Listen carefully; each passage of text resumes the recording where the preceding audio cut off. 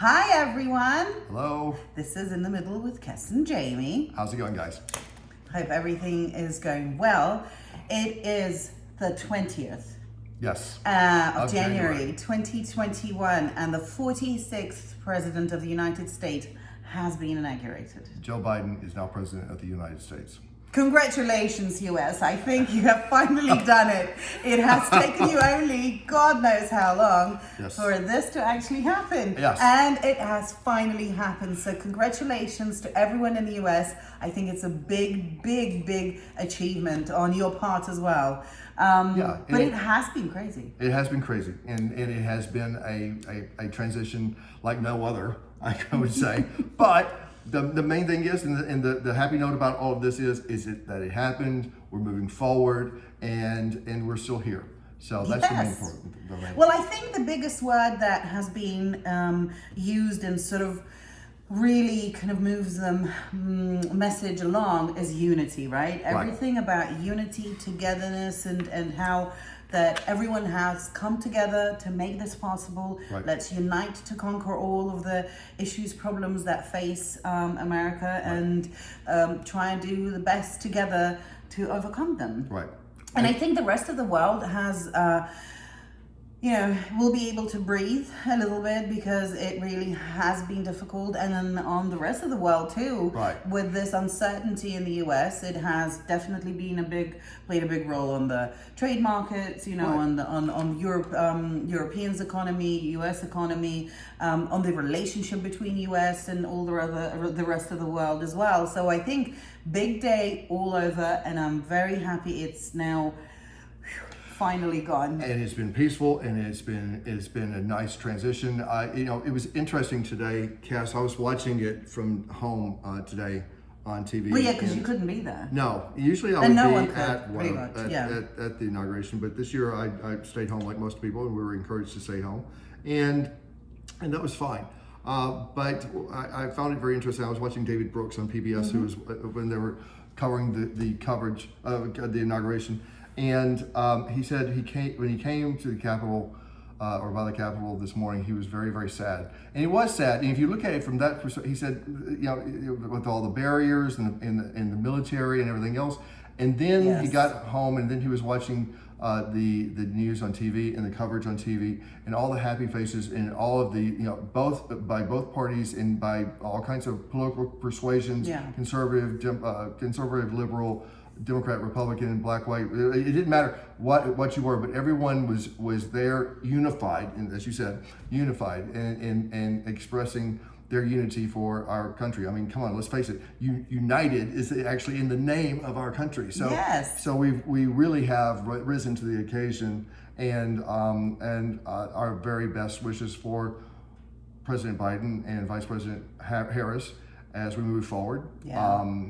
They are going to do some great things and some wonderful changes and move our country forward. I actually also adored the fact how obviously with COVID and the pandemic, nobody could really visit. There were not foreign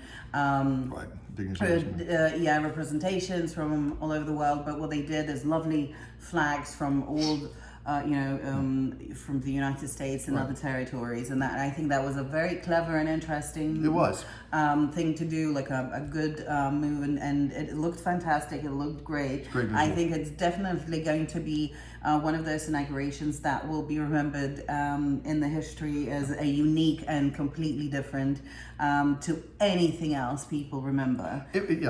On many levels. I mean, not just because of the historic moment in the problems in the invasion of the Capitol that we had just. This building was invaded just 2 weeks ago. By armed people that were trying to stop the certification of this election and moving forward. And afterwards, later that day and that evening, we saw a united front by Republicans and Democrats saying that no, we are doing our constitutional duty, and we are certifying this election, and we are moving forward as a democracy, as America. And so we see a lot of things where we've had division and a lot of conflict over the last few months and even in the last few years. with the last administration, but we're still here. We're moving forward, and that's the best thing. And we really want to talk about here. Well, is moving forward, being positive. Absolutely. I also want to think that I want to say that I think that one of the biggest problems, at least what I've understood in the past 4 years, and what I've heard and read, is the fact that the middle class of the American people has been forgotten a little bit, and I think that the Democrats have to make sure that doesn't happen again, so that they will not have this kind of complete meltdown. Yes, I think, and frustration from these groups of people, and because they haven't been heard, and they felt like they have been forgotten. They feel like they've been hurt. Yeah. I think that the whole Clinton Trump election has really shown clearly that was the case. How they have been forgotten, how they have not been heard, how they've not been taken care of, and they've been ignored. Exploded. And not only have they been ignored and they weren't paid attention to, they felt like they didn't even have a right to have a voice and be heard. And so this frustration that it has been building for quite some time, and we saw it initially really come to a head in 2016 with that election, because Cass, in that election, you bring up an interesting point. In that election, when Trump was running against Hillary Clinton, there were two things that happened. The people that voted for Trump, or that really got Trump over the hump and into the White House, a lot of those voters had been traditional Democratic voters, and they had felt like they'd been ignored. And the reason why a lot of these people that had never even voted before came out and voted for Trump is because they were pissed off at the Democrats, and they were pissed off at the Republicans, even though Trump had an R behind his name. But they were pissed off at both parties. And this guy's saying he's going to go to D.C. and stick up everybody's ass. And so, and I'm like, I'm going to vote for him because he hears me. This is what they felt. He hears me. He hears my pain. He hears what I'm going through, and so I'm going to vote for him, even if it doesn't do anything for me. It's pissing off all the right people, and so But the Democrats. It was interesting to watch. The Democrats, what did they do? They came back with this. Oh well, these dumb, ignorant, redneck, stupid, uneducated people. I'm like, okay, that's not building bridge, dude. I mean, you're not really reaching out with your base, because your candidate and her folks were too busy measuring the drapes in the White House. Yes. Than they were to go to Michigan and Erie, Pennsylvania, and all these other places where they needed to be. Fast forward to 2020, you have an election where you have a man who's running for president, whose main opponent in the election is not the Democratic opponent in the other party, but actually himself. And so he was running against himself. And so, imagine if he tweeted less. Do you think he would win? Yeah, I mean, listen, I'm created less of the social tension that I think he created. Yeah. A lot of all through the 4 years of him being as president of the United States. I personally think he possibly could have won, but he's made so much crazy. Well, it's all about him. It wasn't anything about us. I mean, here's the thing was, I'm a registered Republican. Like a child. Yeah, I mean, I'm a registered Republican, and I didn't have a problem with most of his policies. I had a problem with some of the immigration stuff and the things about taking the kids away from their parents. I had a big really problem with stupid that. idea, and inappropriate. But but most of his policies I didn't have a problem with, but I'm a moderate Republican, and I would say, I talked to my hardcore Republican friends, and everybody that I talked to, everybody, it was universal across the board. It was like, I really don't have a problem with his policies, no, but I wish he would just stop tweeting so much. And so, I mean, the guy got in his own damn way, and the only person he has to blame for his own legacy is himself. And so, it's unfortunate, and there were some things that were really great that are going to be overshadowed by the events in his actions, I should say, over the last few years and few months, but especially over the events of the last couple of weeks. I almost feel like he's gotten people to in cabinets and to a point now where I think that they're going to literally try and wipe everything that he's done. Yeah, and that's not good for the country. And I tell you why, because then you've got this swing of the pendulum, the other way, yes, and so. That's not good for us, and we need something in the middle. And moderate's the way to go, man. I got to tell you, moderate in the middle. That's that's the reason why we are such big proponents of in the middle and being a moderate and so forth. Because there's some good things on the left, and there's some good things on the right. Yeah. But but you have to compromise, and everybody does. It's become this. President Biden today during his inauguration speech, he was talking about some of the quotes I'd like to read here. Through all the wars and economic depression, 9/11, our better angels have always prevailed. Unity to face the foes we face. Anger, resentment, hatred, extremism, lawlessness, violence, disease, joblessness, hopelessness.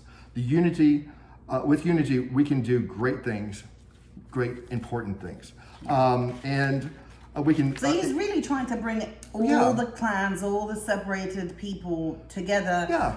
Trying to get everyone to understand that we need to rebuild, we need to improve, and really save what has been, to some people, broken down. Yeah. But the thing, but to your point, Cass, just a few minutes ago, that you said we've really got to be sure that we're hearing the people. These people that were protesting that stormed the Capitol. That's a whole other animal versus getting out there and protesting and wanting your voice heard. And we can agree to disagree, but it doesn't have to be a slash and burn type of environment in politics.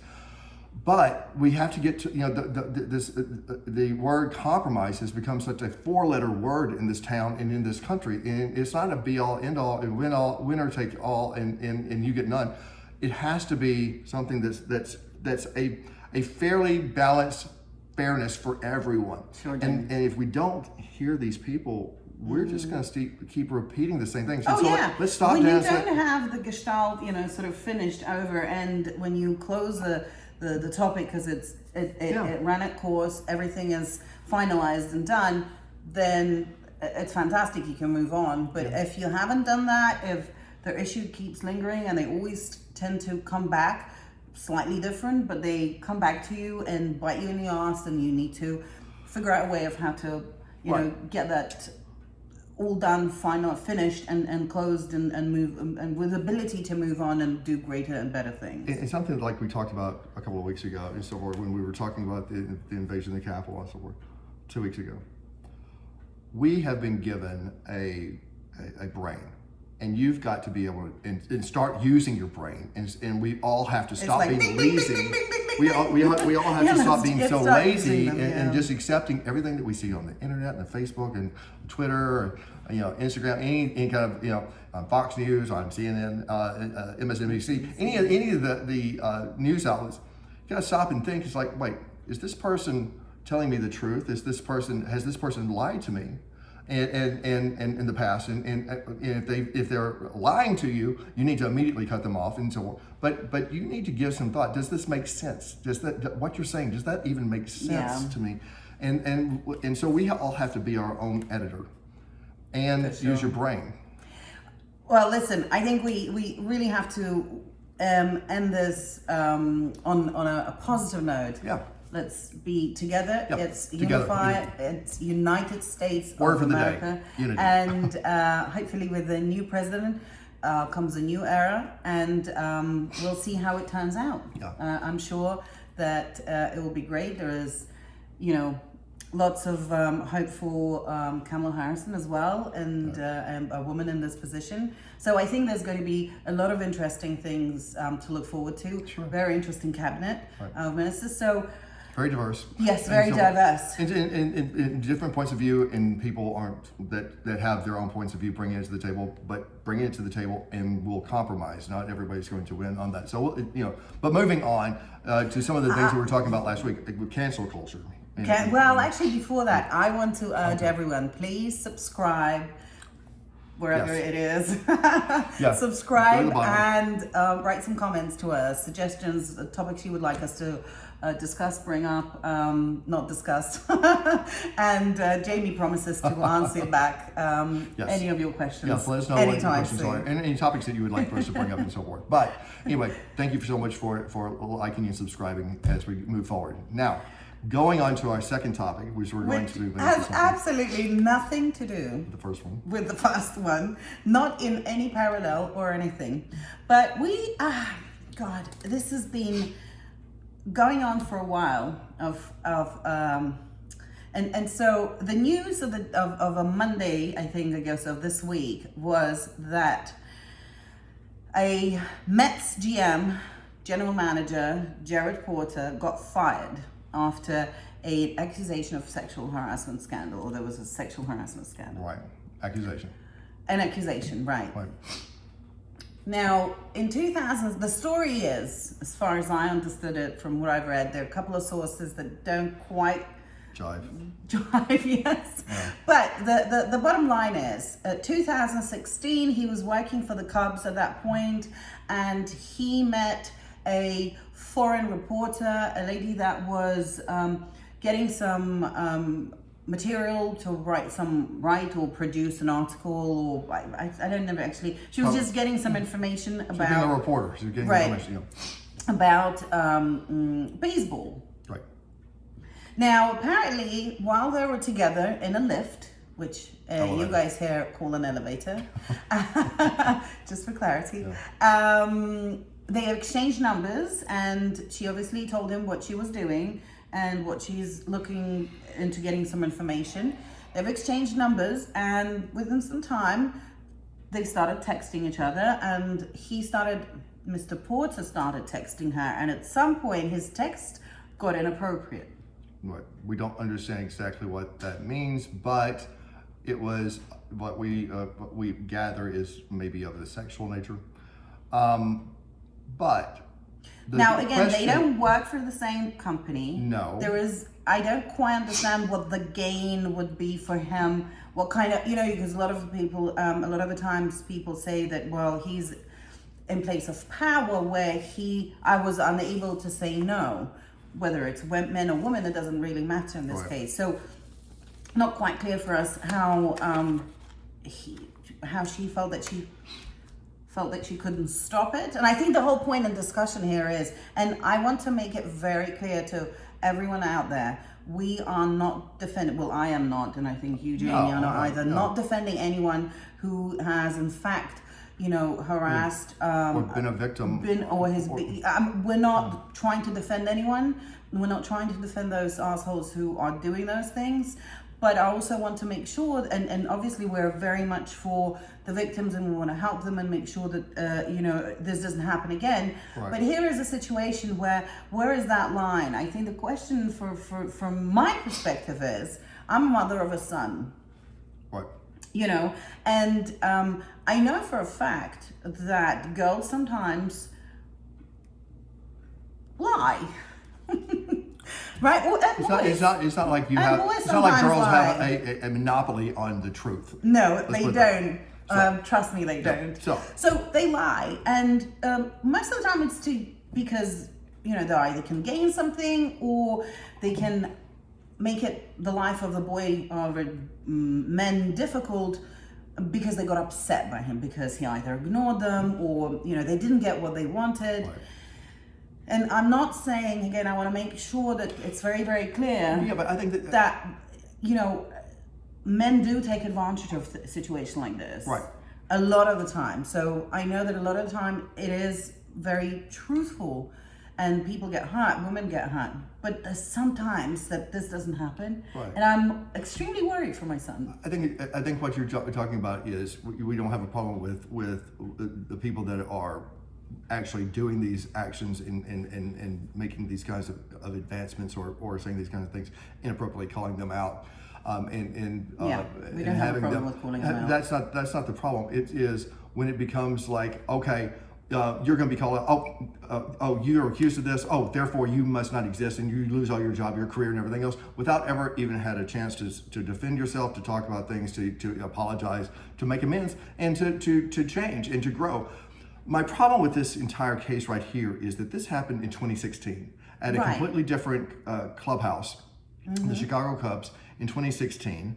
And then all of a sudden, this guy, Mr. Porter, was promoted to general manager just about a month ago, or a little bit. Yeah, like beginning of December. As general manager, and this just a month ago, 6 weeks ago, as general manager at the Mets. And then all of a sudden, this is all coming out. So you're questioning the timing, right? I'm questioning the timing, and also why. Where is the woman? women. What is she gaining from this? Yeah, but where's her agency here? I mean, didn't she have the authority, the agency of herself, and of being able to tell this guy to piss off to begin with? I mean, why can't and you know, to you me, just call the also, guy? I agree with you. For crying out loud, a guy texts you, you know, and he's being inappropriate. Tell him off. For crying out loud, it's not like he's in front of you, 10 times bigger than you, and you can't do anything, and you wagging in your then face have and to going, that's good. think about how you react. But then it's over a phone. He's far away. There's very little power over you. Actually, you have the much more power because you have a documentation where this guy sent you something. And you legitimately can then right there and then tell him to F off, stop it. You can do a lot more things like, this is inappropriate, this conversation will be sent to your bosses. I will go to my agents, to my bosses, and tell them that I've been harassed on the job, you know, while or just tell them it's like, you know, stop, cut it out. You know, he's not going that way. F you know, off. and this is, you know, this is a professional setting. Keep it in the box. You know, you don't have to lose your source and so forth, but it's you can. not like you say, had a violent history or yeah, anything. but also it's like, you know, where is your agency in this? Where is your own personal power in this to be able to say, you know, kiss my butt, dude? I mean, get the hell out of here. I mean, we're not, you know, doesn't want that to happen. So you know, I really have suspect whenever things are coming up about somebody that's happened to them in the past. That has been a long period of time. This is 4 years ago. We had a Supreme Court justice that was confirmed this, you know, just a while back that something that happened back when they were teenagers. To be honest. But my problem with it is, and I'm not saying that it was true or not and so forth, but I don't like things that are coming up, you know, at the 11th hour, you know, 20, 30 years later, or 15, you know, the guy that ran for the Senate in Alabama, when he was like, well, for God's sakes, I mean, he was obviously a pig, but at the 11th and a half hour, you got these stories coming up about him. This guy had been on the Supreme Court for Alabama 2 or 3 times. I mean, he had all these kinds of confirmations, all these kind of reviews, but why didn't this ever come up before? And so my problem is, you know, my problem with a lot of this is this. You're going to have victims, male victims or female victims, or whoever, the falsely accused is going to be a victim.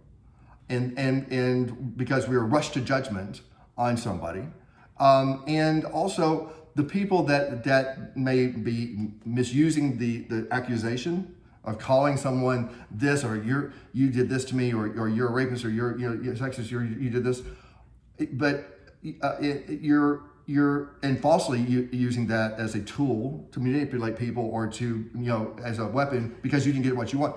Then you're really taking away from those that are really the victims. That is true. I truly believe that is happening, because I think a lot of the times it's like Peter and the Wolves, you know, and you cry, and then at some point people stop believing you and stop believing in the whole process. Yeah, and that's exactly right. And then the real sufferers and the real victims suffer because of that. Right, because now they're being looked at like, you know, kind of sideways. Like, yeah, are you telling the truth, or are there really wolves? Yeah, exactly. So, but anyway. But you know what? So I'm going to tell you what I've told my son.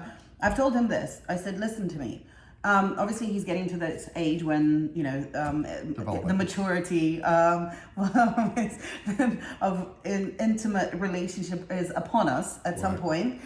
So I've been telling him about a lot of appropriate behaviors. And so at some point I told him, I said, look, when a girl says no, it's hard no. Like hard no. Hard no.